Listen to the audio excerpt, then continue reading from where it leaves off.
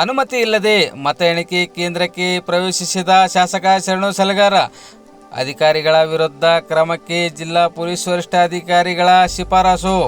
ಲೋಕಸಭೆ ಚುನಾವಣೆ ಹಿನ್ನೆಲೆಯಲ್ಲಿ ಬೀದರ್ ನಗರದ ಬಿವಿಬಿ ಕಾಲೇಜಿನಲ್ಲಿ ಆಯೋಜಿಸಲಾಗಿದ್ದ ಮತ ಎಣಿಕೆ ಕೇಂದ್ರಕ್ಕೆ ಅನುಮತಿ ಇಲ್ಲದೆ ಬಿಜೆಪಿ ಶಾಸಕ ಶರಣು ಸಲಗಾರ ಪ್ರವೇಶಿಸಿದ ಹಿನ್ನೆಲೆಯಲ್ಲಿ ಸ್ಥಳದಲ್ಲಿ ಕರ್ತವ್ಯ ನಿರತ ಇಬ್ಬರು ಪೊಲೀಸ್ ಅಧಿಕಾರಿಗಳ ಮೇಲೆ ಕ್ರಮಕ್ಕೆ ಜಿಲ್ಲಾ ಪೊಲೀಸ್ ವರಿಷ್ಠಾಧಿಕಾರಿಗಳು ಶಿಫಾರಸು ಮಾಡಿದ್ದಾರೆ ಎಂದು ತಿಳಿದು ಬಂದಿದೆ.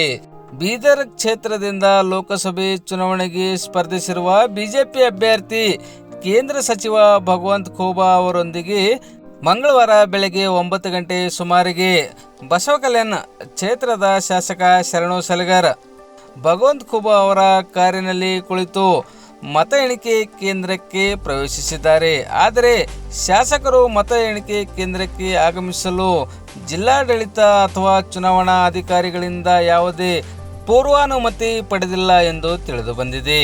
ಶಾಸಕರು ಅನುಮತಿ ಇಲ್ಲದೆ ಮತ ಎಣಿಕೆ ಕೇಂದ್ರಕ್ಕೆ ಆಗಮಿಸುತ್ತಿದ್ದರೂ ಸ್ಥಳದಲ್ಲಿ ಕರ್ತವ್ಯ ನಿರತ ಪೊಲೀಸ್ ಅಧಿಕಾರಿಗಳು ಶಾಸಕರನ್ನು ಮತ ಎಣಿಕೆ ಕೇಂದ್ರಕ್ಕೆ ಬಿಟ್ಟಿರುವುದು ಸರಿಯಲ್ಲ.